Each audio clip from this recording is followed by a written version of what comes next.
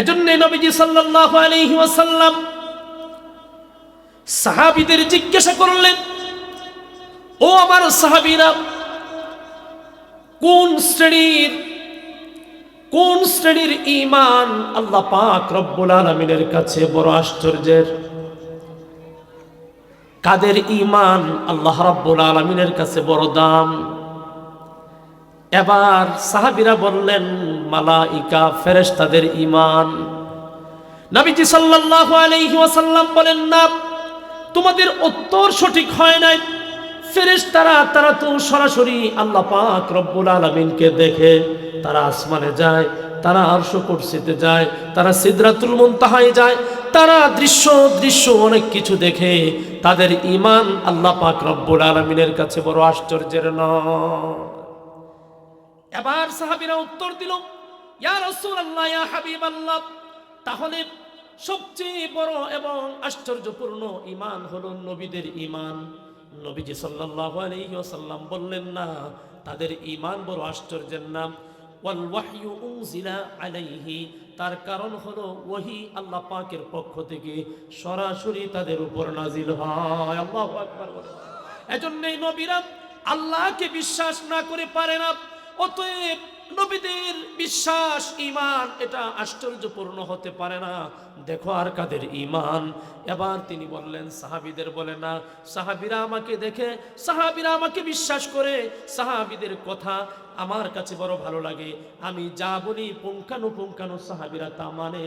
তারা নবীকে দেখেছে, নবীর কথা মানবেই। অতএব তাদের ঈমান বড় আশ্চর্যের নয়। এবার সাহাবীরা বলল, ইয়া রাসূলুল্লাহ, ইয়া হাবিবাল্লাহ, তাহলে কাদের ঈমান আশ্চর্যপূর্ণ? নবীজি বলে দেন। এবার নবীজি সাল্লাল্লাহু আলাইহি ওয়াসাল্লাম বলেন, শুনো, আল্লাহ পাকের কাছে, আমাদের কাছে, সবার কাছে ওই ব্যক্তির ঈমান বড় আশ্চর্যপূর্ণ যারা আল্লাহ দেখে নাই, না দেখে আল্লাহর প্রতি ঈমান এনেছে, যারা আমি নবীকে পাবে না, না পেয়ে আমি নবীর প্রতি ঈমান আনবে। আল্লাহু আকবার বলেন, আল্লাহু আকবার। আজকে আপনি দুনিয়াতে কামারের কাছে যাবেন, দাও কোরাল পাবেন, ডাক্তারের কাছে যাবেন, চিকিৎসা পাবেন, ফার্মেসিতে যাবেন, ঔষধ পাবেন। কথা কোন ঠিক না বেঠিক? মার্কেটে যাবেন, কাপড় চোপড়, বিভিন্ন বস্ত্র পাবেন, কিন্তু কোরআনওয়ালার কাছে আসলে কোরআন পাবেন। কথা কোন ঠিক না বেঠিক? এজন্য আমার ভাইরা, আমার বাবাজিরা, সবচেয়ে বড় জিনিস হলো আলেমদের সংস্রব। কারণ নবী নাই, নবীর সাহাবীরাও নাই। কথা কোন ঠিক না বেঠিক?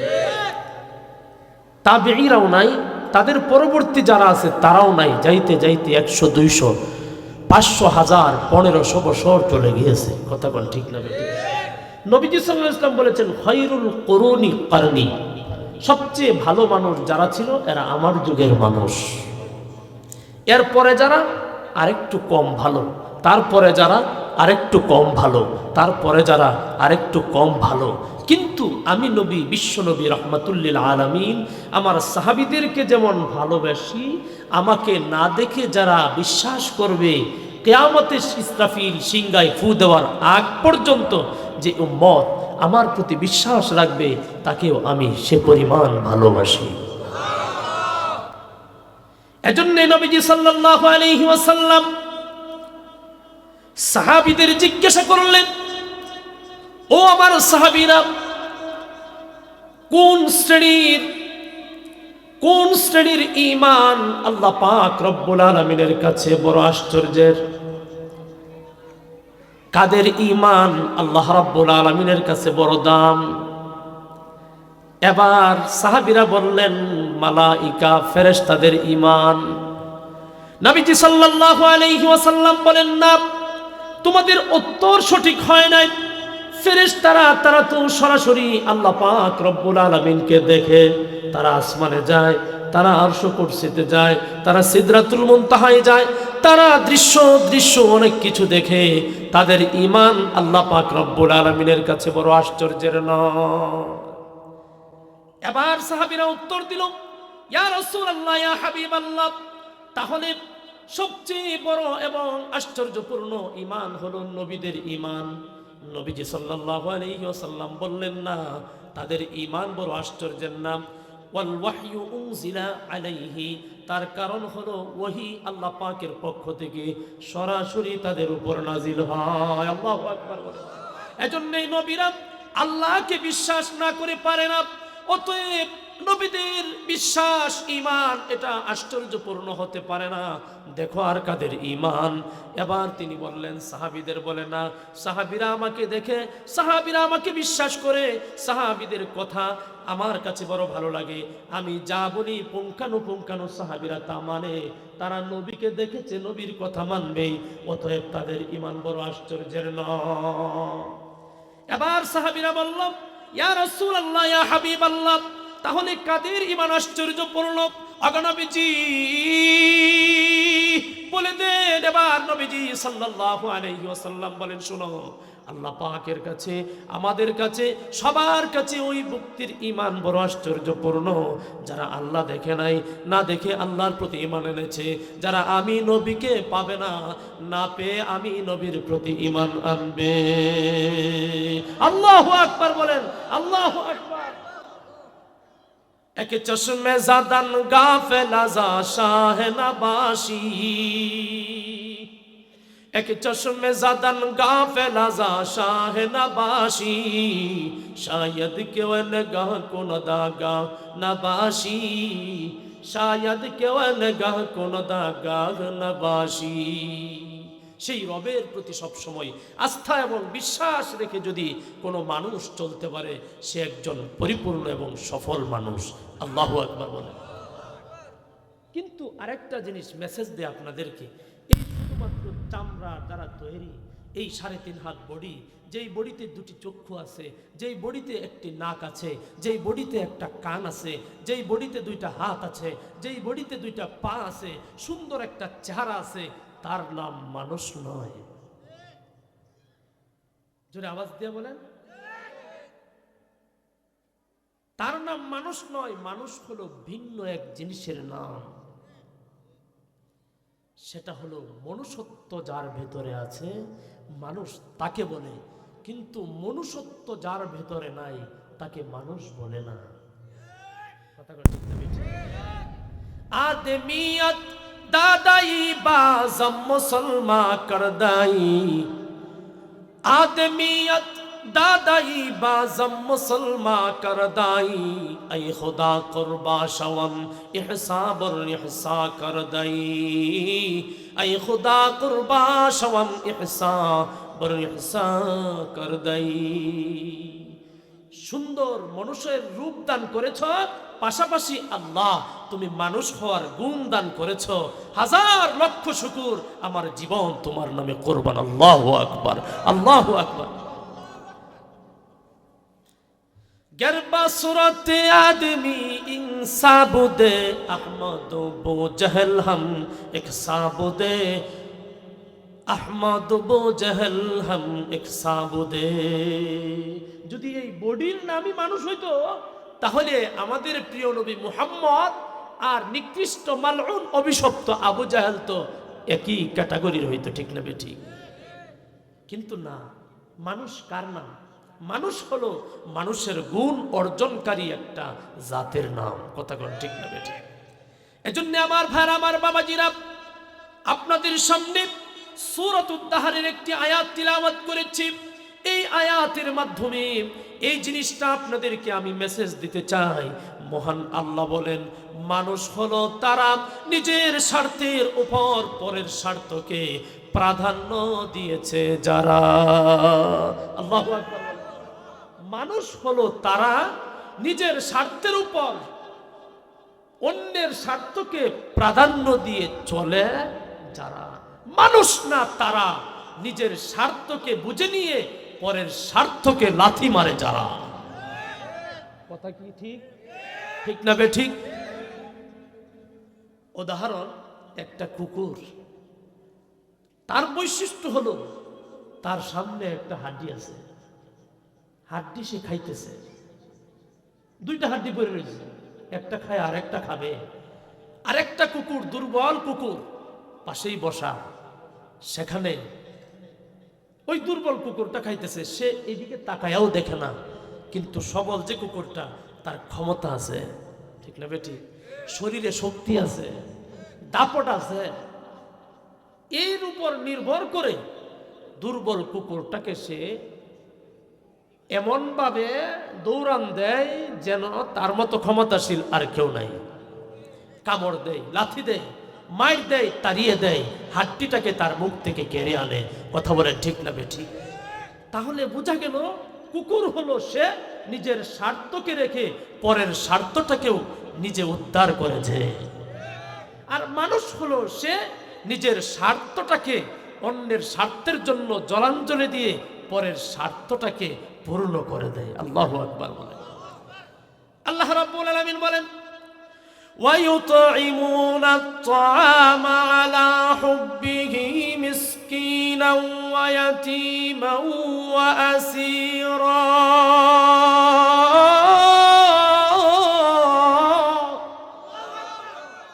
يُطْعِمُونَ الطَّعَامَ যারা অন্যকে খাবার খাওয়ায়, আলা হুব্বিহি নিজে খাইতে মন চাওয়ার পরেও, আল্লাহু আকবার বলে, নিজে খাইতে মন চায় এরপরেও এই খাবারটা সামান্য পরিমাণ খেয়ে আরেকজনের ক্ষুধা দেখে তার মুখে তুলে দেয়।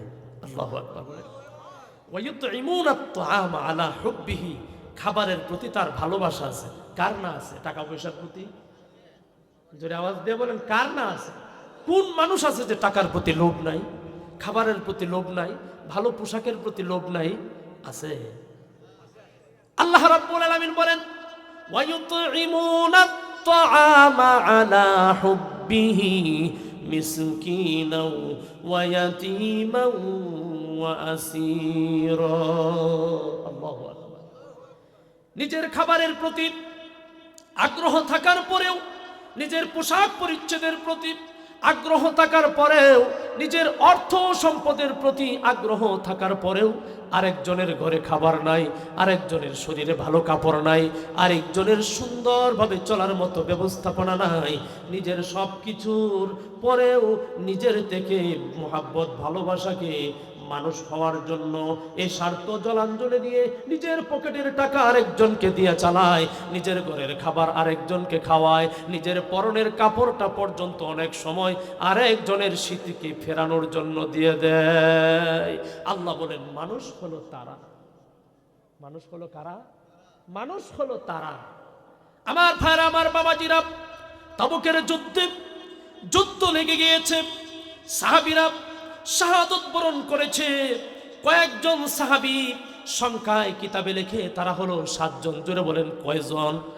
তারা হলো 7 জন। 7 জন সাহাবী এক কাতারে পড়ে আছে, সবার পানির পিপাসা লেগেছে।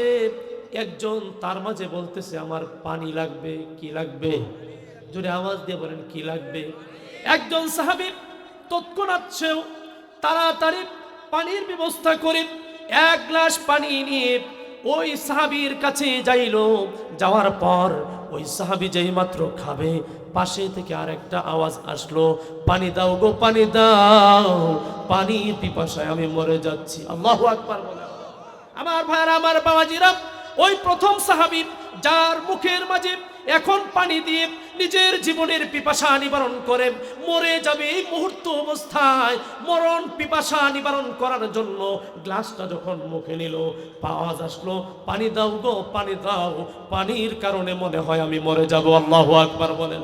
এবার ওই সাহাবী ডাক দিয়া বলেন ভাইরে, আমার পানি খাওয়ার প্রয়োজন নাই, আরেকজনের স্বার্থকে জলাঞ্জলি যে না দিয়ে আরেকজনের স্বার্থ যদি আমার জানের বিনিময়ে, আমার প্রাণের বিনিময়ে আরেকজনের যদি প্রাণটা বেঁচে যায় গো, তাহলে বুঝবো আমি মরে গেলেও জান্নাতি। আল্লাহু আকবার বলেন। তখন ওই লোকটা পানির গ্লাস নিয়ে দ্বিতীয় আরেকজনের কাছে গেল। ওই সাহাবীর কাছে যাওয়ার পর আরেক সাহাবী ডাক দিয়া বলে পানি লাগবে গো, পানি দাও, পানির কারণে আমি মরে যাচ্ছি। তখন দ্বিতীয় সাহাবী ওই তাকে বলছে ভাই আমার পানি লাগবে না, ওই সাহাবী ভাইকে তুমি পানি দাও। তৃতীয় জন যখন নাকি পানি নিবে, এমন অবস্থায় পানির পিপাসা,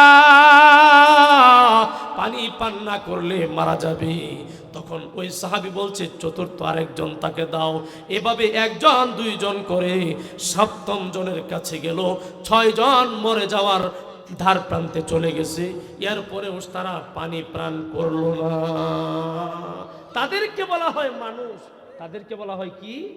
নিজে না খাওয়া অন্যকে খাওয়ানোর মাঝে যাদের খুশি, মানুষ হলো আল্লাহর কাছে তারা। যে অন্যের খাবার খাওয়াইতে পারলেই আমি খুশি, অন্যকে পড়ানোর মাঝেই আমার খুশি, অন্য ভালো থাকুক তার মাঝে আমি খুশি। আল্লাহু আকবার।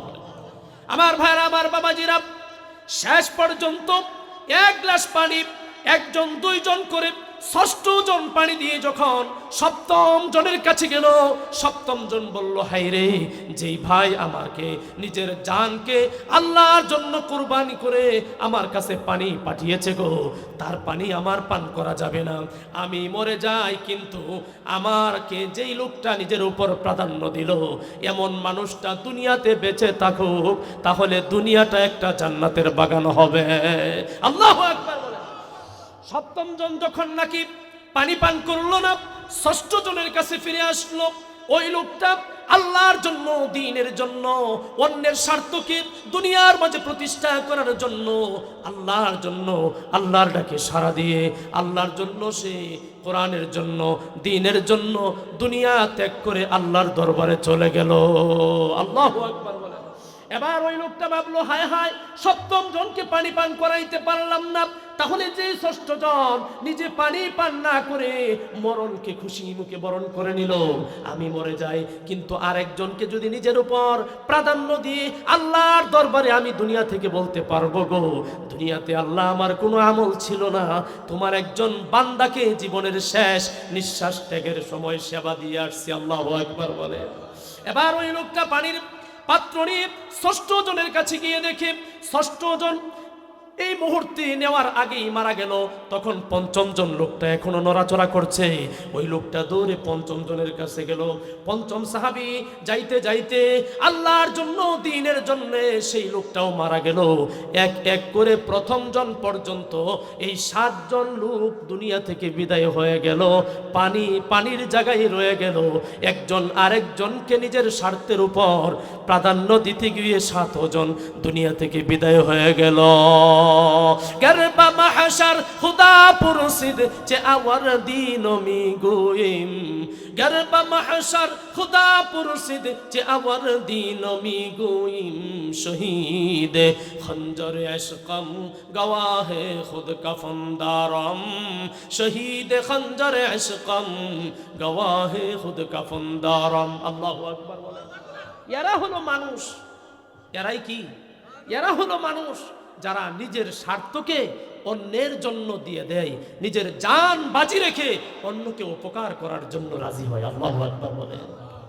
নবীজি সাল্লাল্লাহু আলাইহি ওয়াসাল্লাম বলেন, তোমরা এতটা পারবা না নিজের জান কুরবান দেওয়ার জন্য, এতটা প্রস্তুতি তোমরা নিতে পারবো না গো ও আখিরি জামানার উম্মতেরা।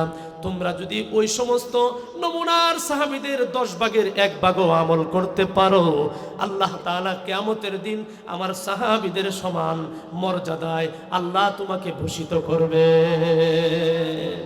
আমাদের কাজ কম, আমাদের পারিশ্রমিক বেশি। আমার ভাইয়েরা, আমার বাবাজিরা, আজকেও বুখারী শরীফের হাদিস পড়েছি। নবীজি সাল্লাল্লাহু আলাইহি ওয়াসাল্লাম বললেন, ইহুদিদের কাজ ছিল অনেক বেশি, পারিশ্রমিক কম। যারা নাসারা ছিল তাদের কাজ ইহুদিদের তুলনায় বেশি ছিল, কম ছিল, পারিশ্রমিকও ছিল কম। কিন্তু আমার উম্মতের কাজও কম, কিন্তু পারিশ্রমিক ইহুদি এবং খ্রিস্টান নাসারা যারা আছে তাদের তুলনায় বেশি। আল্লাহু আকবার। উম্মতে মুসা, রাসূল বললেন, উম্মতে মুসা মনে করো সকাল থেকে জোহর পর্যন্ত কাজ করলো আলা কিরাতিন। ধরেন যে দুনিয়াতে বোঝার জন্য 1 টাকায়, বোঝার জন্য কিরাত বুঝেন উহুদ পাহাড় পরিমাণ, এটাকে আমি ধরি বোঝানোর জন্য 1 টাকার বিনিময়ে। কিসের বিনিময়ে? 1 টাকার বিনিময়ে। আর হাদিসের ভাষায় কিরাত, 1 কিরাতের বিনিময়ে, এটা তো বুঝবেন। আর নবীজি সাল্লাল্লাহু আলাইহি ওয়াসাল্লাম বলেন, যারা উম্মতে ঈসা, তারা মনে করো তাদের কাজ আল্লাহ দিয়েছেন জোহর থেকে আসর পর্যন্ত, ইহুদিদের তুলনায় তাদের কাজ কম, কিন্তু আলা কিরাতিন, পারিশ্রমিক 1 কিরাত। যদি আওয়াজ দিয়ে বলেন কতটুকু? 1 কিরাত। নবীজি সাল্লাল্লাহু আলাইহি ওয়াসাল্লাম বলেন, 1 কিরাতের বিনিময়ে ইহুদিরা দুনিয়াতে আমল করে গেল, কিন্তু তাদের কাজটা বোঝার জন্য দেখো ফজর থেকে জোহর পর্যন্ত তাদের কাজ করতে হয়েছে। একজন 500, 600, 1000 বছর দুনিয়ার মাঝে জীবিত দেখেছে। কথা কোন ঠিক না বেঠিক? একদিন রাসূলুল্লাহ সাল্লাল্লাহু আলাইহি ওয়াসাল্লাম বললেন, আমি আশ্চর্য হচ্ছি বনি ইসরাইলের ওই লোকটার কথা মনে করে, যেই লোকটা একাধারে 1000 বছর পর্যন্ত ইবাদত করেছে, তার কথা মনে করে আমি বড় আশ্চর্য হই। এবার উম্মতে মুহাম্মাদে জিজ্ঞাসা করলেন, ইয়া রাসূলুল্লাহ, ইয়া হাবিবাল্লাহ, 1000 বছর পর্যন্ত যেই লোকটা ইবাদত করলো, ওই লোকটা 1000 বছরের সওয়াব পাবে, কিন্তু আমরা তো সামান্য মাত্র 50-60 বছর। ঠিক না বেঠিক? রাসূল বলেছেন, উমর উম্মতি, আমার উম্মতের বয়স মা বাইনা 60 ওয়া 70, আমার উম্মতের বয়স হলো 60 ওয়া 70, 60 থেকে 70 বছর। 60-70 বছরের মাঝামাঝি আমার উম্মত দুনিয়া থেকে বিদায় হবে। রাসূলুল্লাহ সাল্লাল্লাহু আলাইহি ওয়াসাল্লাম 63 বছর বয়সে দুনিয়া থেকে বিদায় হয়েছে। কথা কোন ঠিক না বেঠিক? নবীজি যখন দুনিয়া থেকে ইন্তেকাল করলেন বয়স কত? 63। আবু বকর রাদিয়াল্লাহু তাআলা আনহু দুনিয়া থেকে ইন্তেকাল করলেন বয়স কত? 63। বোঝা গেল 60 থেকে 70-এর মাঝামাঝি সময়ে এই উম্মতের স্বাভাবিক বয়স। কথা কোন ঠিক না বেঠিক?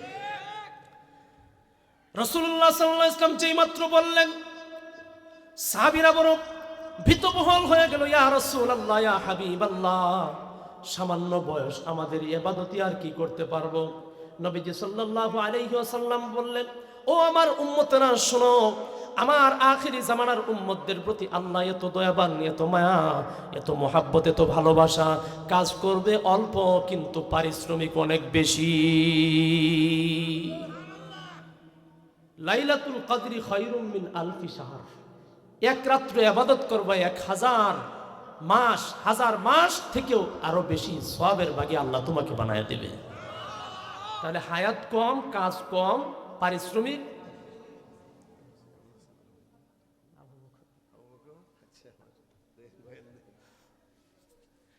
তাহলে 1000 বছর, 1000 মাস থেকেও বেশি সওয়াবের ভাগী হইল মাত্র এক রাত্র ইবাদতের কারণে। কথা বলেন ঠিক না বেঠিক? তাহলে হায়াত কম, আমল কম, কাজ কম, পারিশ্রমিক বেশি, এই উম্মতের বৈশিষ্ট্য। নবীজি সাল্লাল্লাহু আলাইহি ওয়াসাল্লাম বললেন, আমার উম্মতের দৃষ্টান্ত হলো আসর থেকে মাগরিব পর্যন্ত কাজ করবে আলা কিরাতাইন, 2 কিরাতের বিনিময়ে। আল্লাহু আকবার বলেন।